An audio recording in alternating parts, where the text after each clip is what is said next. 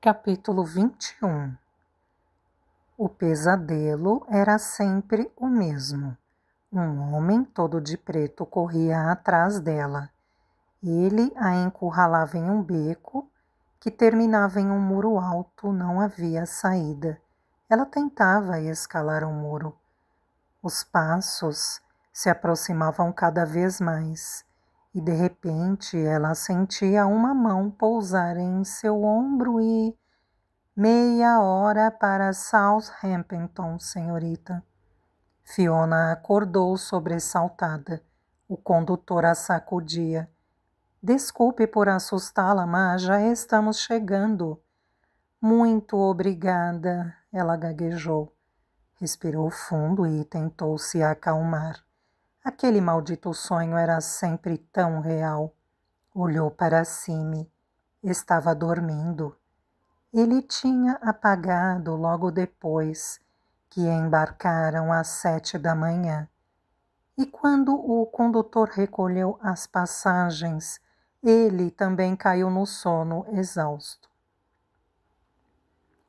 Eles se movimentaram desde que saíram da casa de Rod, cerca de 10 horas antes. A primeira parada tinha sido no agiota, onde encontraram uma sacola de viagem. Quando ela puxou uma nota de 20 libras do bolso para pagar, a pedra azul que Joe lhe dera caiu sobre o balcão. O agiota viu e quis saber se a pedra estava à venda. Fiona se perguntou por que ainda a guardava consigo. Joe se fora. Por que então manter uma recordação dele? Quanto o senhor me dá? Ela perguntou. 1 libra e 6 shillings. Ela ficou espantada com o valor. Não respondeu. Tentava resolver se a dispensava ou não. O agiota compreendeu sua indecisão, achando que ela não aprovava o preço. Está bem, 2 libras mais a sacola e não se fala mais nisso. Ela pestanejou surpresa. 2 libras por uma pedra e mais a sacola de graça. O homem só podia estar doido. Aceitou rapidamente a oferta antes que ele mudasse de ideia.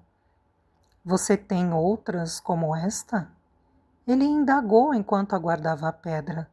Não, mas tenho isto aqui. Tirou do dedo o anel que ganhara de Joe e o estendeu para o homem. Isso não vale muito, dou 3 shillings por ele. Feito, disse Fiona, feliz pelas 2 libras, os 3 shillings e a sacola. Ela transferiu os pertences para a sacola e rumou para a Commercial Road.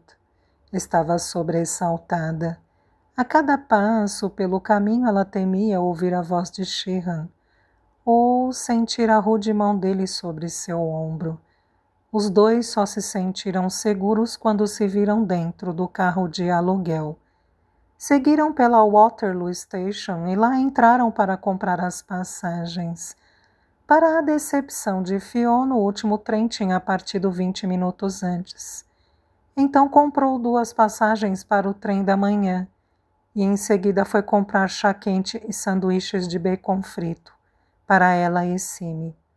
Depois foram se abrigar na sala de espera feminina para passar a noite. Longe das vidraças, só por precaução. Agora, enquanto se espreguiçava em seu assento, Fiona tentava elaborar os próximos passos. Tinham que obter informações sobre o caminho da estação até o porto. Um carro de aluguel parecia a melhor solução. Seria uma despesa, mas pelo menos eles não corriam o risco de se perder. Simi acordara poucos minutos antes da chegada em Southampton e ela teve tempo suficiente para calçar as botinhas e o casaco dele, antes do trem parar na estação. Logo que desceram, ele pediu para ir ao banheiro. Você vai ter que se segurar um pouquinho, ela disse. Não sei onde fica o banheiro. Enquanto caminhavam pela plataforma, ela avistou um cartaz de Burton Tea e estremeceu. Não fazia ideia de até onde William Burton tinha chegado. Quanto mais rápido Alice me pegasse em um navio, melhor. Finalmente, ela avistou o banheiro feminino e entrou junto com o irmão. Quando ele acabou, ela o levou até a pia e o fez lavar as mãos e o rostinho sujo. Depois ela cuidou de suas próprias necessidades, pegou outra nota de 20 libras no bolso embutido do corpete e colocou-o no bolso da saia. De volta ao saguão da estação, eles seguiram as setas que indicavam o ponto das carruagens. Passaram pela plataforma e ela fez por instinto uma sondagem, apenas para ter certeza que Sheehan não estava na outra extremidade. O lugar estaria vazio, se não fosse por um homem que estava tão carregado de bagagens que mal conseguia andar. O peso da bagagem o atrapalhava de tal modo na caminhada que ele não viu uma pilha de jornais no meio do caminho. "Cuidado!" gritou Fiona. Tarde demais. Ele tropeçou na pilha. E na queda suas malas voaram para todos os lados. Ela correu na direção dele. "Meu Deus!" Ela exclamou, segurando-o pelos braços e ajudando-o a levantar. "O senhor está bem? A queda foi feia." Eu acho que sim," ele disse, pondo-se de pé. "Parece que não quebrou nada. Esses carregadores inúteis nunca estão por perto quando se precisa deles." Sorriu para ela, afastando os cabelos dos olhos. "Nicholas Soames." Estendeu-lhe a mão. "Muito obrigado." A mão de Fiona já estava estendida quando ela notou que a mão dele sangrava. "O senhor se machucou," ela disse. "Ah, querida, odeio ver sangue, especialmente o meu. Eu fico quase tonto." "Oh, não, não fique. Se o senhor desmaiar, não conseguirei levantá-lo." Ela o guiou até o banco. Ele se sentou e pôs a cabeça entre os joelhos. "Desculpe o transtorno." "Shh, fique aí sentado até se sentir bem. Enquanto isso, eu recolho a sua bagagem." "Muita bondade sua," ele sussurrou. Fiona foi à plataforma para verificar os danos. Uma caixa de chapéu tinha rolado. Ela pediu para Simi buscá-la. Uma das malas estava intacta. As outras duas estavam abertas e com as roupas espalhadas. Um grande portfólio jazia descoberto, exibindo duas pinturas.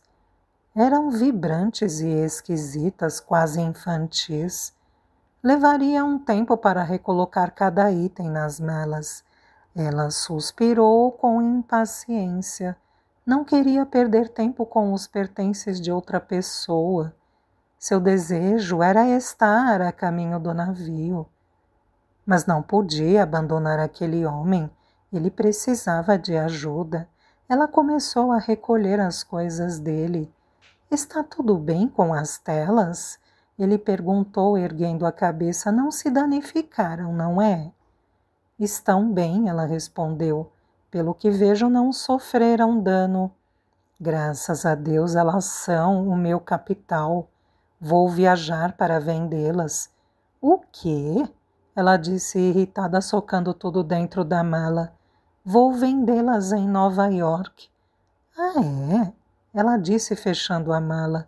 Não fazia a menor ideia do que o Sr. Nicholas estava falando. Devia estar falando por falar, ela pensou. Deve ser a tonteira, ninguém conseguiria vender estes quadros. Parecem os desenhos de Simi. Tão logo fechou uma das malas, voltou-se para a outra e colocou as elegantes roupas dentro dela. Simi reapareceu, arrastando a caixa de chapéu atrás dele. "Muito obrigada, meu bom homem," disse Nicholas, convidando-o a sentar ao seu lado. Fiona levou de volta uma das malas e depois a outra. "O senhor está se sentindo melhor?" ela perguntou. ansiosa para ir embora. Muito melhor, muito obrigado. A senhorita foi muito gentil. Eu não quero atrasá-la. Pode ir, que ficarei bem. Como é que o senhor vai carregar estas malas? Ela se preocupou. Ora, logo um carregador estará por aqui. Talvez estejam ocupados com o pessoal que está chegando para o navio, que partirá para Nova York. O senhor sabe como chegar neste navio? Não exatamente, mas estou indo para o cais, para o terminal da White Star. E a senhorita gostaria de dividir um carro? Claro que sim. Ela respondeu de pronto aliviada, porque não teria que achar o caminho sozinha. Está bem, então, vamos agora? Ele sugeriu. Fiona assentiu e juntos eles atravessaram a plataforma. Desta vez Nicholas só carregava as 3 malas. Fiona levava o portfólio e sua sacola e Simi vinha atrás com a caixa de chapéu. Já no carro de aluguel, Fiona, Nicholas e Simi puderam se apresentar de maneira mais apropriada e ela teve a chance de estudar melhor o seu estranho companheiro, alto e desajeitado. Nicholas parecia bastante juvenil. Fiona calculou que ele não era muito mais velho que ela. Teria no máximo uns 20 e poucos anos. Tinha longos cabelos louros e lisos na testa, que afastava constantemente dos olhos. Suas feições eram finamente esculpidas, seu nariz perfeitamente reto. Seu sorriso era lindo, mas os olhos se sobressaíam mais. Eram azul turquesa e emoldurados por cílios tão longos e curvos que causariam inveja a qualquer mulher. Pelo linguajar e pelas roupas elegantes e pelas malas de couro, ela estimou que se tratava de um cavalheiro. A certa altura ele disse que ia viajar para Nova York. E Fiona disse que eles também iam. Vocês vão de primeira classe? Ele perguntou. Ela balançou a cabeça em sinal negativo, conjecturando que Nicholas Soames era muito educado. Era penosamente óbvio que, com suas roupas humildes e a sacola de segunda mão, eles viajariam na terceira classe. Eu vou. Eles me enfiaram em uma cabine assustadoramente cara. Quando fiz a reserva não havia mais cabines de solteiro disponíveis e tive que ficar com uma de casal. De repente Fiona preocupou-se e se perguntou o que significava, entre aspas, reserva. Será que para pegar um navio era preciso comprar passagem com antecedência? Ela não estava contando com isso. Achava que pegar um navio era a mesma coisa que pegar um trem. Era só comprar a passagem e seguir. E se não fosse assim? É preciso fazer reserva para pegar o navio? Ela perguntou com medo da resposta. Oh, sim. Para se pegar um navio daqui para a América dá uma trabalheira danada, é muita demanda. Mas a senhorita deve saber disso. Se não soubesse, não estaria vindo para pegar o navio hoje, estaria? A fisionomia angustiada de Fiona revelou que ela não sabia. Bem, olha, ele disse, talvez o navio não esteja lotado, a gente nunca sabe. Pode ser que alguém tenha cancelado. Assim que chegarmos, a senhorita deve ir até o setor de venda de passagens para ver se sobraram vagas. Eu tomo conta do mestre Simi enquanto a senhorita estiver lá. Verdade? É o mínimo que posso fazer. O trajeto não demorou muito. Nicholas perguntara o preço antes do embarque e pagou. E em seguida Fiona lhe deu a metade. Juntos, eles entraram no terminal da White Star em busca do setor de venda de passagens. Estava uma confusão lá dentro. Centenas de pessoas circulavam, carregando sacolas, arrastando baús, caixotes e malas estufadas de tão cheias. Primeira classe! Gritou o homem uniformizado. Primeira classe a bordo, por aqui, por favor. Nicholas conduziu Fiona até a fila e depois se sentou para tomar conta de Simi. Sim, berrou o agente. Sim, por favor, 2 para Nova York. Eu não a estou ouvindo, querida. Ela limpou a garganta. O senhor teria 2 passagens na terceira classe, por favor, para o navio de hoje? As passagens para o navio de hoje foram vendidas 2 semanas atrás. E o da próxima semana também está lotado. Nós estamos vendendo passagens para o navio que parte daqui a 2 semanas, o Republic. 2 semanas? Seu coração partiu ao meio. Não podiam esperar 15 dias. Significaria ficar em um hotel de Southampton por 2 semanas. Ela queria partir naquela hora, naquele dia. Lembrou novamente de William Burton e do que vira refletido nos olhos dele. Será que ele havia desistido de procurar por ela? E se Sheehan descobrisse onde ela estava? Burton está virado bastante para acabar com ela? Esse pensamento deixou-a aterrorizada. Sim, uma quinzena, terceira classe, não é? Não posso esperar tanto tempo. O senhor tem certeza de que não sobrou nada para o navio de hoje? Eu já disse, não disse? Se a senhorita não quer a passagem disponível, por favor, afaste-se um pouco. A senhorita está atrasando a fila. Então seria assim. Ela e Simi não pegariam um navio. Estavam presos em Southampton e ela não conhecia a cidade, não fazia ideia de onde poderia encontrar uma hospedaria respeitável. Estava com um monte de dinheiro, mas sabia que tinha que ser cautelosa, porque só com esse dinheiro teria como escapar. Ele compraria as passagens para Nova York e lhes daria um novo começo e sua obrigação era preservá-lo. Caminhou na direção de Nicholas para pegar Simi e seus pertences. Ela estava cansada e confusa. Não sabia onde deveria ir e qual seria seu próximo passo. Talvez pudesse encontrar uma cantina barata, tomar uma xícara de chá e sentar por 1 minuto, depois pensaria no próximo passo. Como foi? Perguntou Nicholas esperançoso. Ela balançou a cabeça em negativa. Eles não têm nada. Só iremos daqui 2 semanas. Que diabo de azar, eu sinto muito.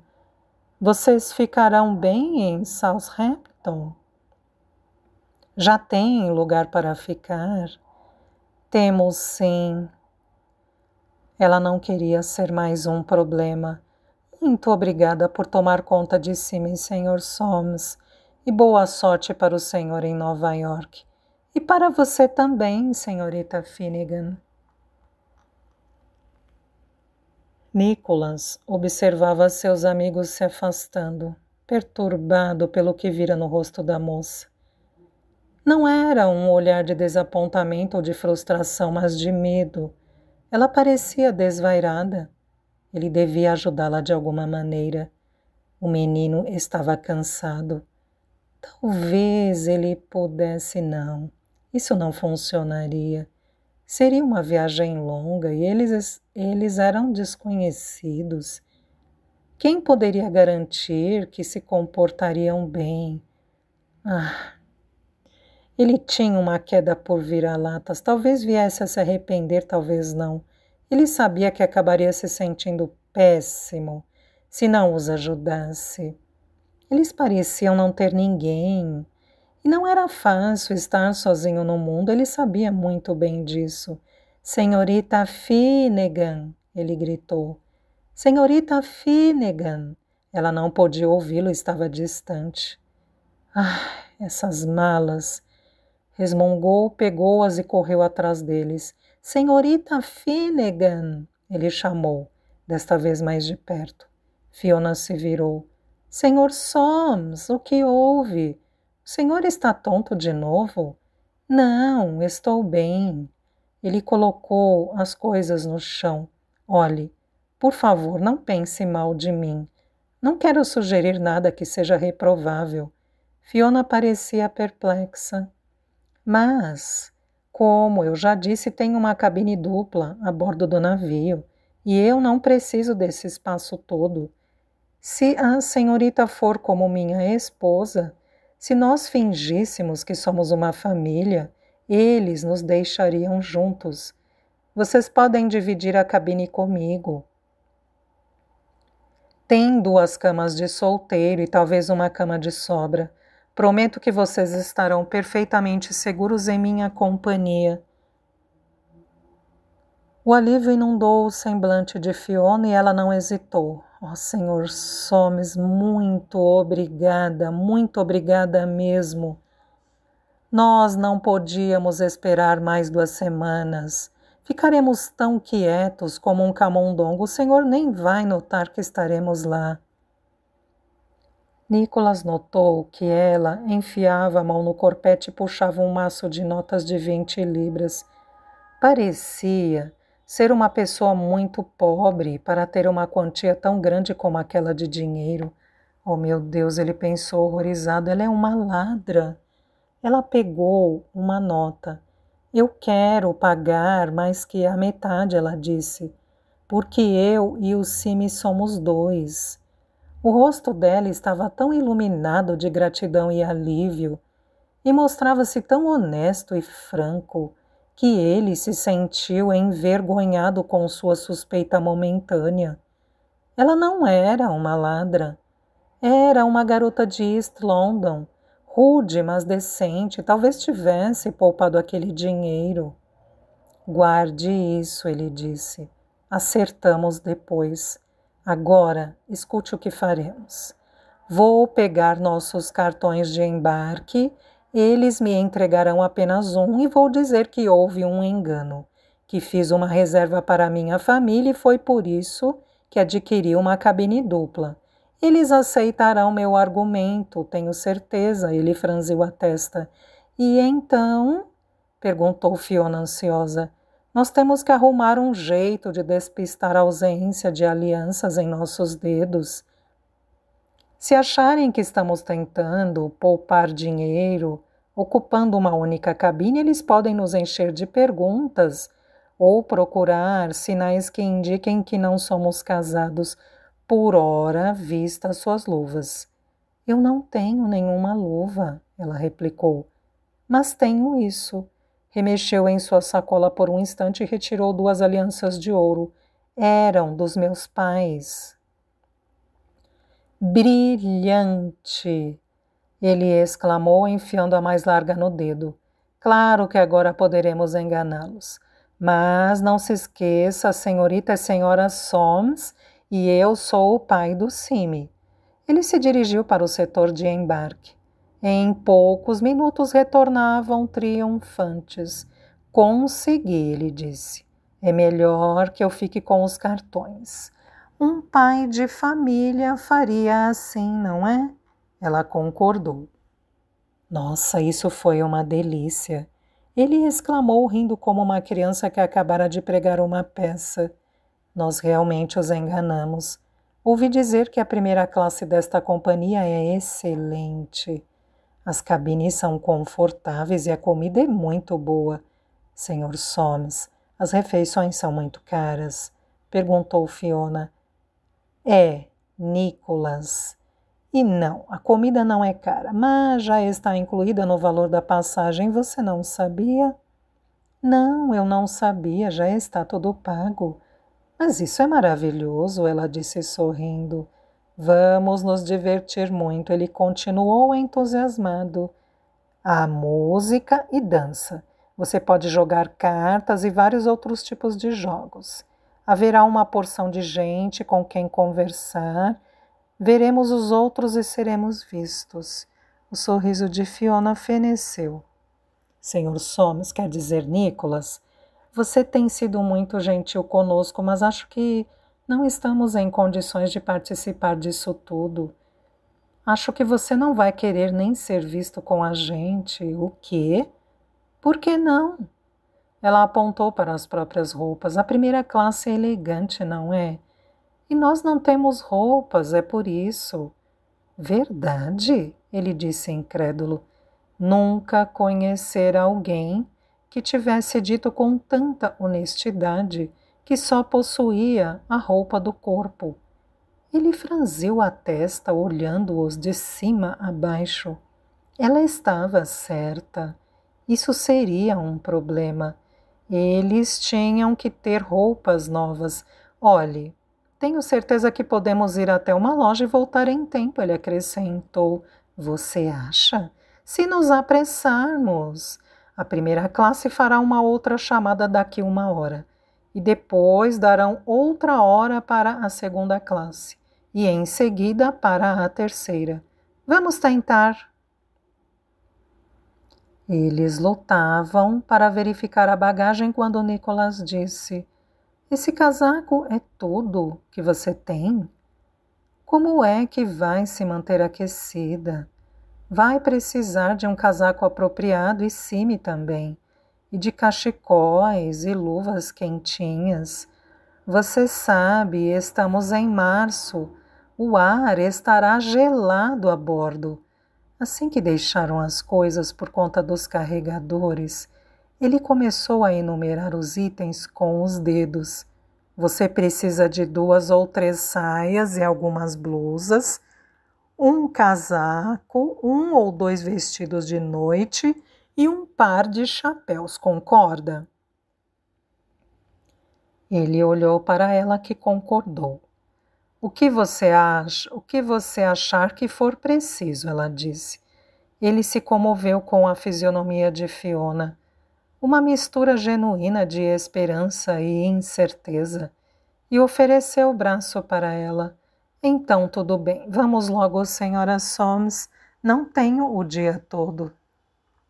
Não temos o dia todo.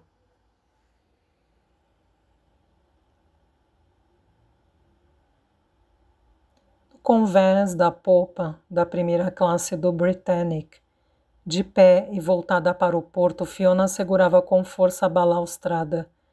O ar estava gelado, mas ela quase não sentia frio com o vento, que agitava os seus cabelos e agitava sua saia. Olhava incrédula para as mãos abrigadas em luvas de couro, a saia e as botas novas. Num espaço de 2 horas, numa loja de departamentos apinhada, Nicholas a transformara, pelo menos em aparência, de uma ratinha das docas londrinas em uma jovem dama. Agora ela possuía um novo casaco de lã, boas botas de couro, 3 saias de lã, 4 blusas, 2 vestidos e um cinto de couro. Sem mencionar as novas roupas de dormir, as roupas íntimas, as meias, os prendedores de cabelo de tartaruga e uma segunda sacola de viagem enorme, onde pôde colocar tudo isso. Ele escolheu todas as roupas, combinou os trajes, decidiu qual era o melhor casaco e o melhor chapéu. Fiona concordou com tudo, afinal, ele é que sabia o que se devia vestir em viagem, não ela. No fim, ele pegou um conjunto para que ela usasse na volta ao navio e sugeriu que empacotasse as roupas velhas. Ela entrou na cabine de roupas e vestiu sua nova saia café com uma blusa de listras bege e creme, um cinto de couro macio marrom e um novo par de botas de cor de tabaco. Um casaco azul marinho que decaía no chão completamente o conjunto, arrematado por um lindo chapéu de aba larga. Quando ela se olhou no espelho, viu uma estranha olhando-a. Uma mulher alta, esguia e elegantemente vestida. Ela pôs os dedos no vidro para tocar nos dedos daquela estranha e se perguntou: será que sou eu mesma? 2 dias antes ela não tinha dinheiro nem para alugar um cômodo em Whitechapel. E agora viajava para Nova York na primeira classe, compartilhando uma cabine com cama macia, banheiro moderno, uma cabine mais luxuosa do que qualquer coisa que já tinha imaginado. 1 hora antes receberam chá e biscoitos na cabine. A ceia seria servida às 8 horas, seguida por concerto. No dia anterior, tudo o que ela conseguiu oferecer para Simi comer foi uma truta pequena. Naquele momento, ele cochilava em sua caminha. Naquela noite, vestida num novo casaco de flanela, que combinava com as calças curtas e depois teria como jantar uma deliciosa refeição. Tudo mudara. Sua antiga vida se fora, literalmente varrida na noite anterior, e agora ela estava no limiar de uma nova vida. Ela parecia diferente, sentia-se diferente, tão certo como Nicholas transformara a sua aparência. A dor, a perda e a amargura tinham transformado o seu íntimo, efetuando mudanças que ela sentia, mas ainda não compreendia. A menina brincalhona e simplória que se sentava no rio sonhando um futuro com um rapaz que amava se fora. Em seu lugar surgiu uma jovem e soberba mulher, endurecida pelo sofrimento e pela desilusão. Uma mulher que já não carregava sonhos no coração, somente pesadelos. Ela ainda estava de pé no convés quando as palavras de Burton vieram-lhes à mente. Se ao menos pudéssemos dar ao Tillet o mesmo fim que demos no bastardo do Finnegan. E a resposta de Bowler, com sua risada obscena. Foi um trabalho e tanto, eu mesmo espalhei o óleo. Assisti ao senhor organizador de sindicato despencar do 5º andar. Fiona queria gritar até não ouvir mais estas vozes, mas sabia que enquanto vivesse não poderia esquecê-las. A verdade estava marcada em seu coração. Tudo o que tinha acontecido com ela e com pessoas que amava fora por causa de William Burton. A justiça não seria feita, não agora, nem depois, pois nunca conseguiria provar o que ele fizera. Mas haveria uma revanche. De algum modo ela se tornaria importante em Nova York. Os pobres enriqueciam na América. As ruas de lá não eram pavimentadas de ouro? Ela veria como se ganhava dinheiro por lá e imaginaria uma forma de ganhá-lo também. Ainda não acabou, Burton. Ela murmurou para o oceano, para as águas escuras daquela noite de inverno. Ainda nem começou. A Inglaterra perdia-se de vista no horizonte, sua terra natal. O solo onde sua família estava enterrada. As ruas por onde ela e Joe passeavam, tudo tinha sumido. Ela não conseguia ver nada além de água. O oceano a deixava exasperada. Ela não conseguia ver o outro lado, como conseguia ver o outro lado do Tâmisa. Sentia-se irremediavelmente sozinha e apavorada pelo que vinha à frente. Fechou os olhos, desejando alguma coisa em que pudesse se agarrar. Você parece atormentada, minha filha, disse uma voz ao seu lado. Espantada, ela virou-se. Era um homem de aparência bondosa, com uma batina preta, um padre bem ao seu lado. Você estava rezando, isso é bom. Acalma a alma. Você pode contar para o Todo-Poderoso todos os seus problemas e ele a escutará. Deus sempre ajuda. Verdade? Ela pensou sorrindo com amargura. Ele fizera um trabalho terrível. Olhe, vamos rezar agora e pedir a ele que a ajude a curar suas feridas, disse o padre estendendo-lhe um terço. Ela negou com a cabeça. Não, muito obrigado, padre. O sacerdote olhou-a perplexo. Mas certamente você acredita que o poder do Todo-Poderoso é capaz de socorrê-la nas necessidades? Claro que você acredita. Acreditar em quê? Ela se perguntou. Uma vez acreditara com todo o coração na força do amor, na permanência do lar e da família. Acreditara que seus sonhos se realizariam e que suas preces seriam atendidas. Agora, ela só acreditava em uma coisa, no dinheiro escondido em seu corpete. Aquelas libras tinham salvado a sua vida. Não Joe, nem Deus, nem seus pobres pais falecidos, nem o sindicato, nem as orações, nem os terços, nem as velas de um penny. Fiona pensou no pai, na conversa que um dia tiveram à beira do fogo. Parecia que tinha sido muitos anos atrás. Naquela ocasião, as palavras dele a deixaram confusa. Ela meditou sobre essas palavras nos meses que se seguiram à morte dele e não conseguiu entendê-las plenamente, mas agora o significado delas tornava-se perfeitamente claro. O que eu acredito, padre, ela devolveu o terço, é que 1,5 quilo de carne faz um bom ensopado.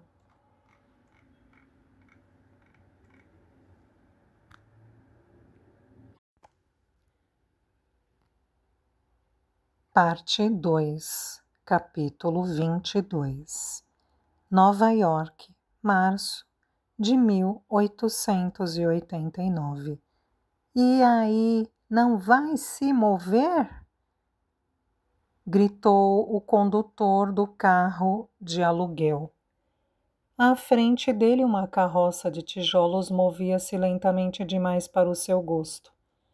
Ele acionou as rédeas de tal maneira que o cavalo deu uma guinada abrupta.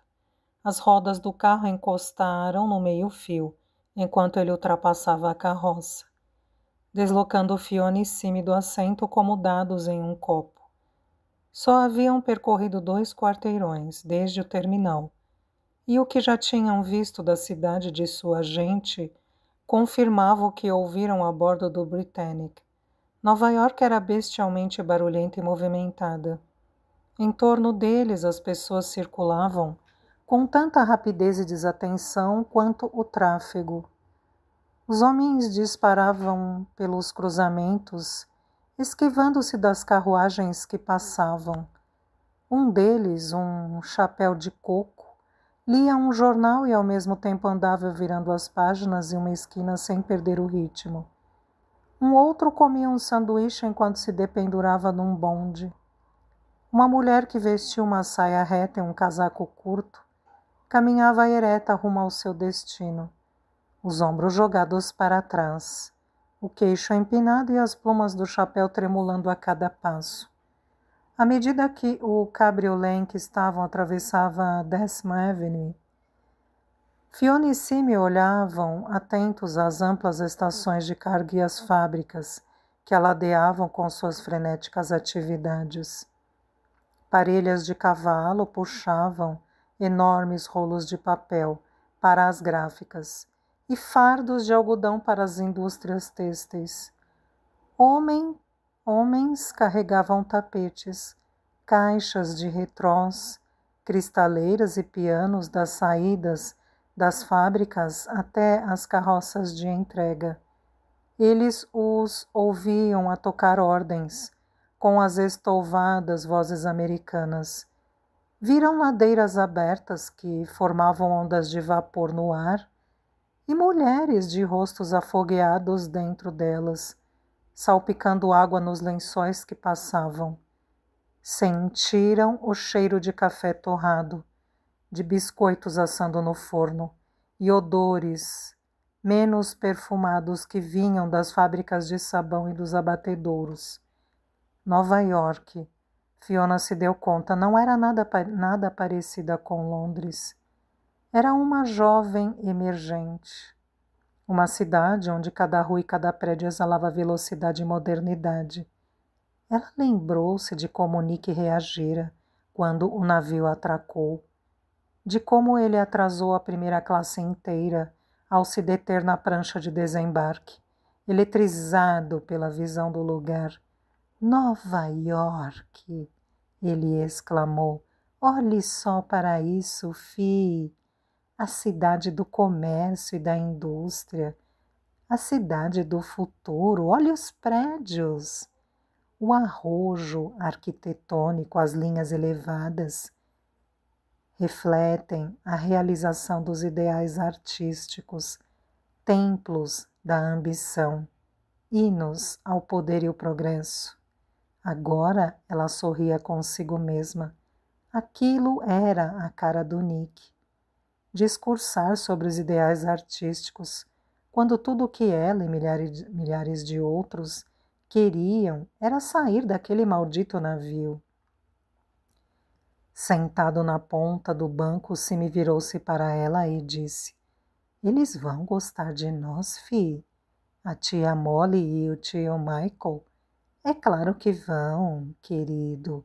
Ela respondeu querendo se sentir tão confiante quanto suas palavras. Uma voz tênue dentro dela lembrava que os tios não faziam a menor ideia de que ela e Simi estavam prestes a bater à porta deles. E essa voz perguntou: se eles não receberem vocês? Ela calou essa voz. É claro que os receberiam. Michael era irmão do pai dela. Eles eram a família dele e seriam recebidos. Bem, talvez ele se surpreenda a princípio, quem não se surpreenderia? Mas seriam bem recebidos e eles tinham se esmerado para isso. Ela vestia uma saia azul marinho, com uma blusa branca e cime, um paletó de tweed com calças curtas, que ela comprara em Southampton. Portanto, causariam uma boa impressão. Ela reconheceu quanto eles eram sortudos por terem uma família a quem recorrer, ao contrário do pobre Nick, que não tinha ninguém. Durante o percurso da viagem, ela soube que Nick rompera com o pai e por isso saíra de Londres. O pai dele era dono de um banco e esperava que um dia o filho assumisse os negócios, mas Nick tinha outras ideias, outros ideais. Era apaixonado por aquilo que chamava de nova arte, a obra de um grupo de pintores que vivia em Paris. Já trabalhara por um tempo naquela cidade, com o comércio de arte e agora pretendia abrir sua própria galeria em Nova York. Teria exclusividade na apresentação destes artistas. Impressionistas era como os chamava. Ele mostrou para ela as diversas telas que carregava consigo. A princípio ela achou que eram esquisitas. Não se pareciam com os quadros que costumava ver nas vitrines das lojas e nos pubs. Telas que retratavam crianças e cachorros, ou casais enamorados ou cenas de caçada. Mas quanto mais ele lhe falava a respeito das ideias existentes atrás das pinturas dos próprios pintores, mais ela se abria para estas pinturas. Nick mantinha uma das telas, uma pequena natureza morta de rosas brancas, maçãs, pão e vinho, na mesa de cabeceira que separava as duas camas, onde podia olhá-la. Levava a assinatura H. Besson e, estranhamente, Fiona sentiu atração por ela. A tela a fazia pensar em Joe, enquanto ainda sentia a falta dele e ansiava por ele. E ficou intrigada com o fato de uma tela tão simples e pequena pudesse desapertar tais sentimentos. Segundo Nick, isso acontecia porque o artista colocava o coração na pintura. Embora estivessem separados por apenas 1h30 no máximo, Fiona já sentiu saudades de Nick. De uma maneira que incomodava, era quinta-feira. Eles haviam combinado que se encontrariam na quinta seguinte no hotel dele. Só faltava uma semana, mas parecia uma eternidade. Ela sentia falta do entusiasmo e do otimismo dele, do ilimitado senso de aventura que tinha, das maneiras divertidas e pouco práticas. Lembrava-se do primeiro jantar a que foram juntos. À medida que entravam no salão, ela se via tomada pelo pânico. Não fazia a menor ideia de como agir ou do que dizer. Como poderia passar pela esposa dele, uma esposa fina? É simples, ele lhe disse. Seja sempre grosseira com o serviçal. Desdenhe de cada ideia nova que o mundo apresenta e não pare de falar dos seus cães. Ela teria preferido um conselho mais prático, como, por exemplo, a indicação dos copos para a água e para o vinho. Aquele primeiro jantar foi um verdadeiro desastre. Ela se confundiu com a profusão de talheres, copos e porcelana. Antes de conseguir decifrar qual era a colher de sopa, Simi já estava tomando seu consumé direto da tigela.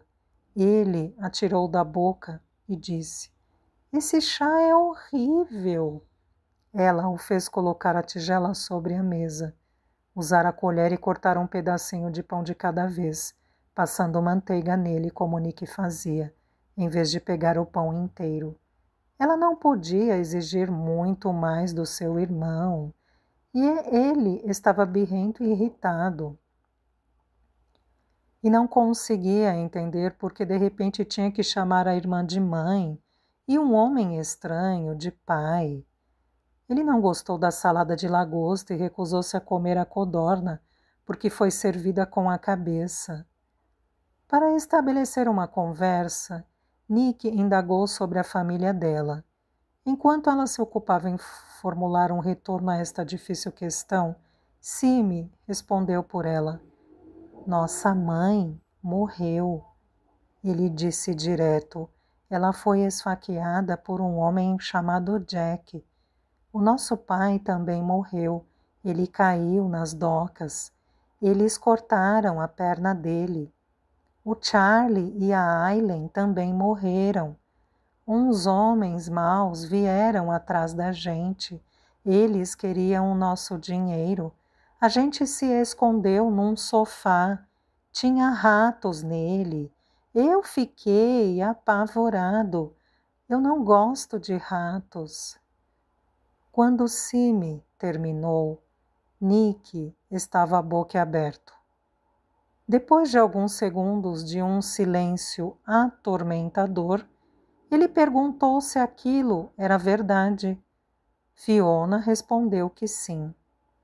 Com os olhos cravados no prato, ela explicou o que tinha acontecido com sua família, omitindo o envolvimento de William Burton.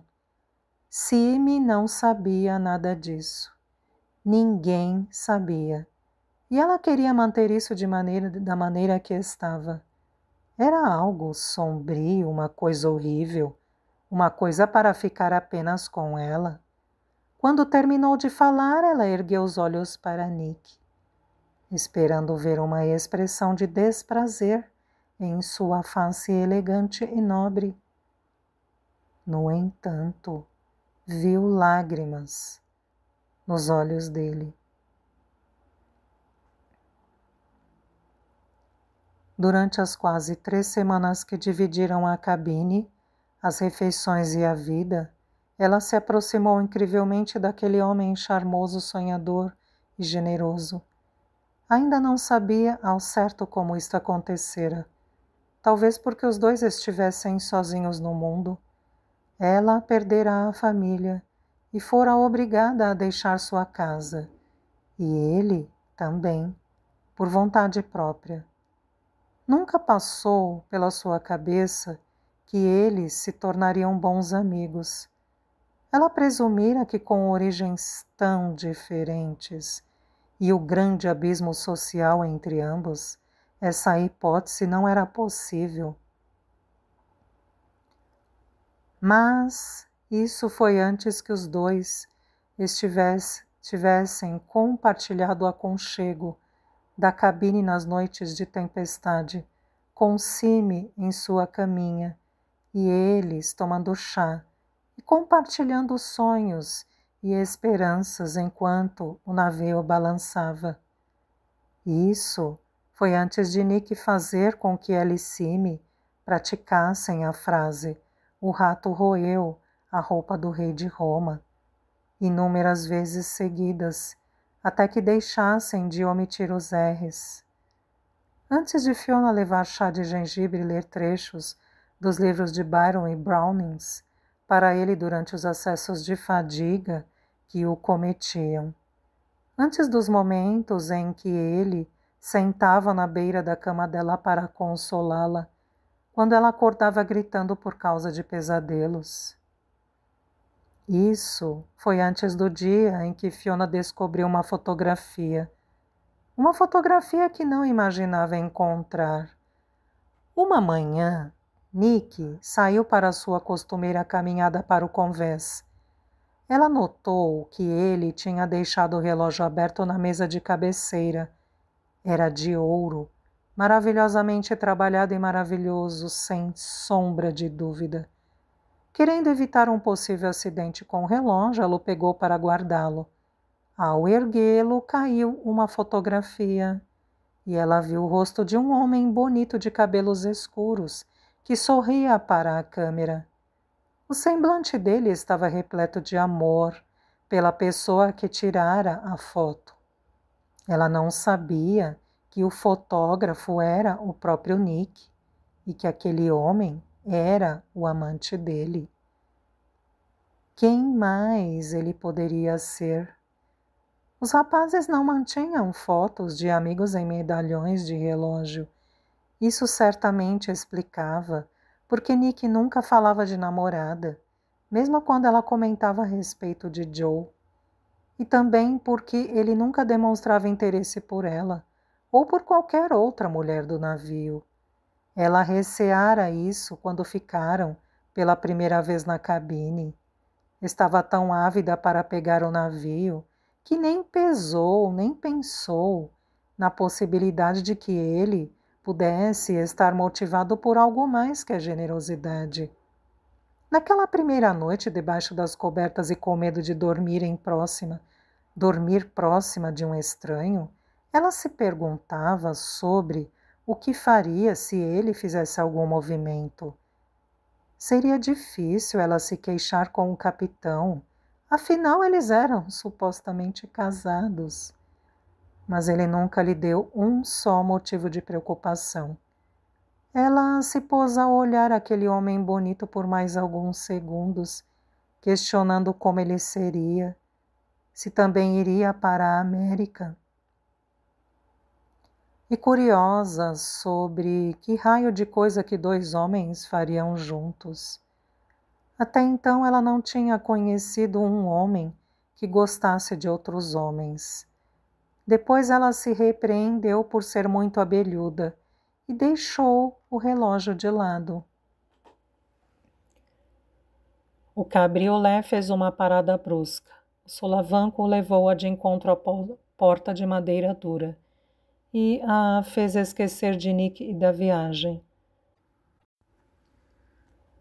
Ecoaram outros xingamentos e berros enquanto o condutor abria caminho pelo cruzamento da 18th Avenue com a 14th Street, pulando sobre os sulcos do solo e sacolejando as pobres rodas. Fiona observava que as fábricas davam lugar às casas e lojas elegantes e bem preservadas. O cabriolé acelerou de novo e parou 4 quarteirões adiante, frente a uma casa de 3 andares, no lado leste da avenida, entre as ruas 18th e 19. Com as mãos trêmulas de expectativa, Fiona pulou para fora do táxi, em seguida tirou Simi e as coisas deles. Pagou a corrida e a carruagem, partiu com as rodas levantando poeira e cascalho. Com as sacolas de viagem em uma das mãos e Simi na outra, ela avistou o número 164. Não era o que esperava. O letreiro em cima da porta dizia M. Finnegan, armazém, além de indicar o horário de funcionamento, mas estava fechado. Um cadeado trancava a porta e a poeira embaçava a larga vidraça. Dentro do estabelecimento, baratas mortas e excrementos de ratos em meio a mercadorias com invólucros, esmaecidos e franzidos pelo sol. Na parte inferior do canto direito da vidraça, um cartaz onde se lia. Leitura do cartaz. Oferecida em leilão público pela First Merchant Bank, 164 18 Avenue, 7,5 metros, prédio amplo de 3 andares, num lote de 30 metros quadrados. Funciona como estabelecimento comercial e residência. Data do leilão, sábado, 14 de abril, 1889. Para maiores detalhes, por favor, entre em contato. Sr. Joseph Brennan, agente imobiliário. 21 Water Street, Nova York. Fiona se espantou com o cartaz. Deixou a bagagem no chão. Pôs as mãos em concha e espiou pela vidraça. Viu um avental branco jogado sobre o balcão. Um enorme relógio de parede atrás dele, com os ponteiros marcando a hora errada. Uma caixa registradora de metal, lâmpadas a gás e prateleiras ainda estocadas de mercadorias. O que tinha acontecido? Ela se perguntou aflita. Onde está todo mundo? Vamos, Fi, vamos ver o tio Michael. Um instantinho só, Simi. Ela deu um passo atrás e olhou para o segundo andar. Não havia sinal de vida. Tentou abrir a porta para os andares superiores e estava trancada. Recomendou ao irmão que ficasse naquele mesmo lugar e foi bater à porta do número 166. E ali também estava vazio. Pelos manequins que havia lá dentro, os rolos de tecido e os carretéis de linha espalhados, ela presumira que se tratava de uma loja de costura. Fez uma outra tentativa no número 162, depois de ter passado por uma pilha de baldes de tintas, vazios e pincéis velhos estocados do lado de fora. Mais uma vez sem resposta.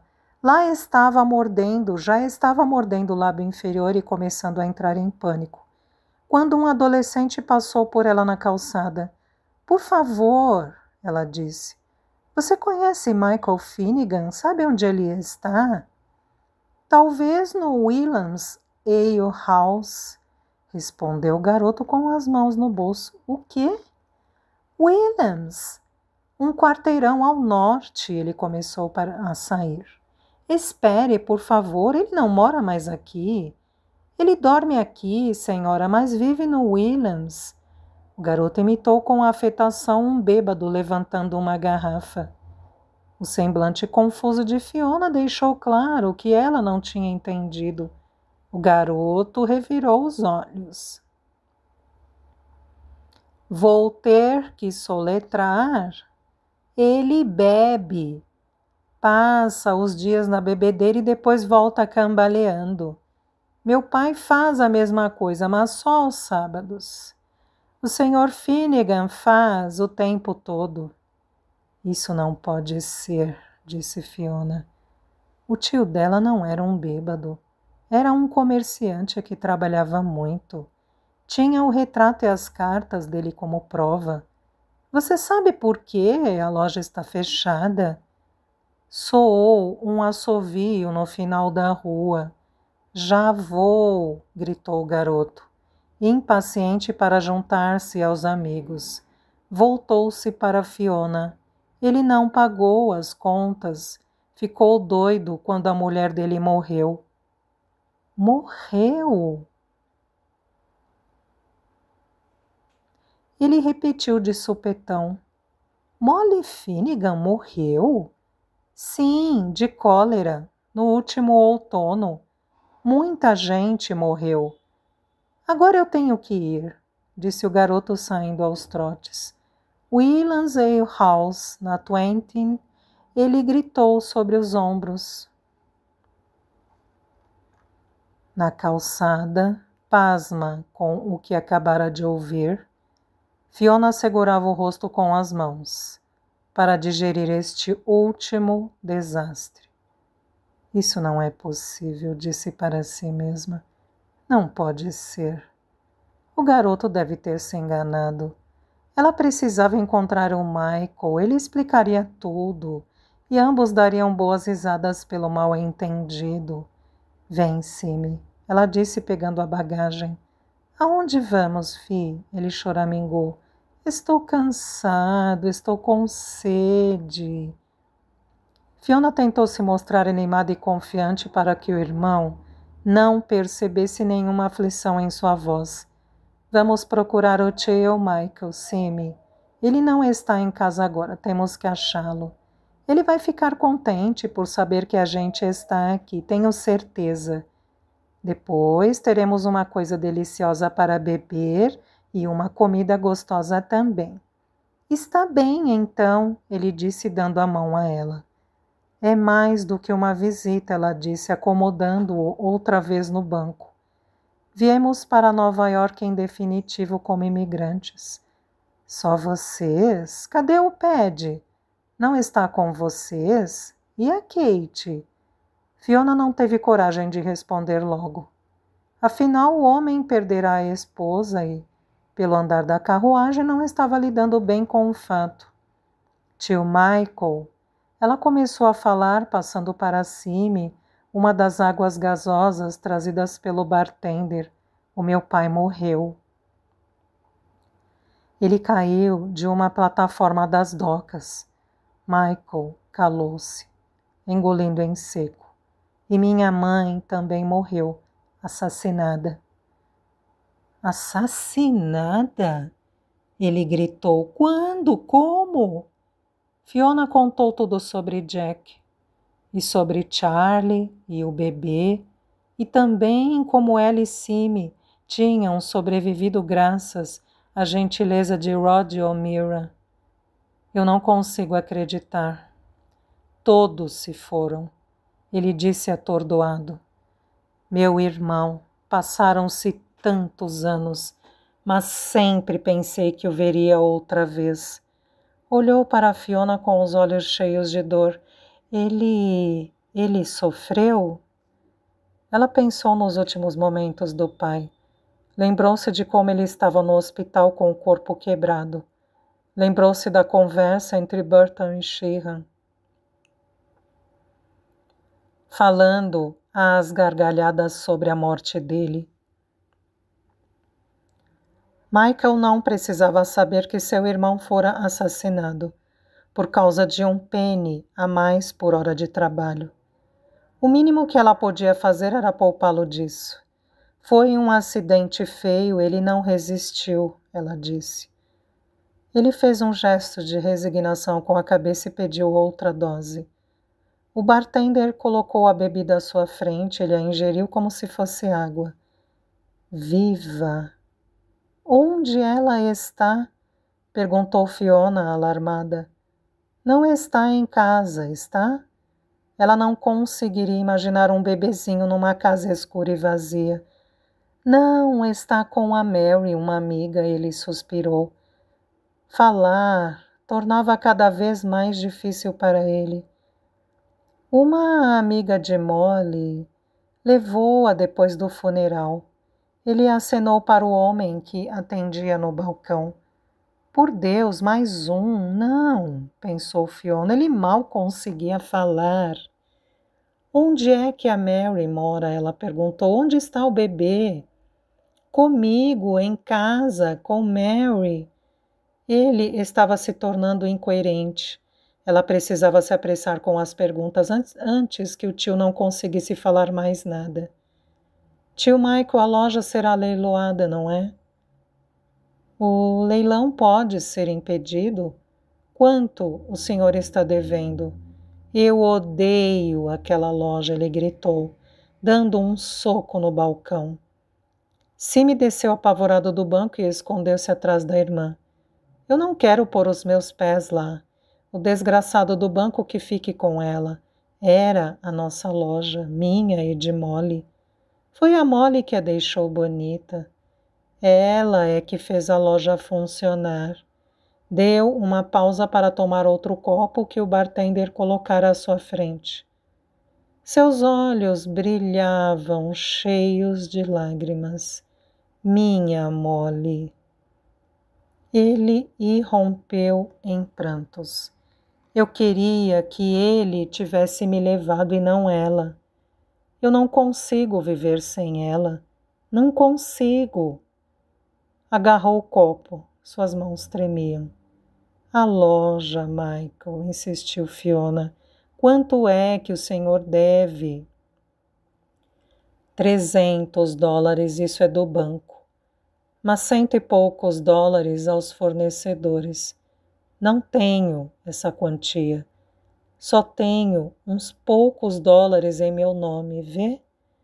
Ele pôs a mão no bolso e puxou 2 notas, espalhando as moedas com este gesto. Que droga de moedas! Resmungou enquanto trocados e níqueis caíam e rolavam pelo chão imundo. Fiona apoiou os cotovelos no balcão e segurou a cabeça que começara a doer de uma maneira insuportável. Não era isso que ele estava esperando. De jeito nenhum. Imaginara uma recepção acolhedora, abraços da tia, sanduíches e chá e um bebê gorducho para pegar no colo. Nunca teria imaginado isso. 1 minuto depois ela se levantou. Precisava sair do Williams. A ida para Nova York tinha sido um erro. Ali não havia família para ajudá-la, ela estava por sua própria conta. Michael olhou-a aterrorizado. Não. Ele implorou apertando a mão dela. Você não está indo, está? Não vá. Estamos cansados. Ela disse soltando sua mão. O Simi está com fome. Temos que achar um lugar para ficar. Na minha casa, vocês podem ficar lá. Por favor, eu não tenho ninguém. Ele disse agora com um ar sentimental. A bebida fazia oscilar entre a grosseria e a pieguice. Está muito bagunçada, mas vou limpá-la. Fiona deixou escapar um sorriso amargo. Limpar uma casa? Ele nem consegue catar as moedas. Michael pegou outra vez a mão dela. Por favor, ele insistiu. Mesmo não querendo. Ela olhou nos olhos do tio. A miséria que viu dentro deles era tão abjeta, tão profunda, que o não que ela planejava dizer se desfez na garganta. O dia já ia longe. A noite cairia a qualquer momento. Ela não fazia a menor ideia de onde encontrar um outro lugar para ficar. Está bem, ficaremos lá, ela disse, pelo menos por esta noite. Michael meteu a mão no bolso, tirou uma chave e entregou para ela. Vão indo, irei em seguida, disse ele. Limparei a casa. Ela vai ficar limpinha. Tim, traz mais um.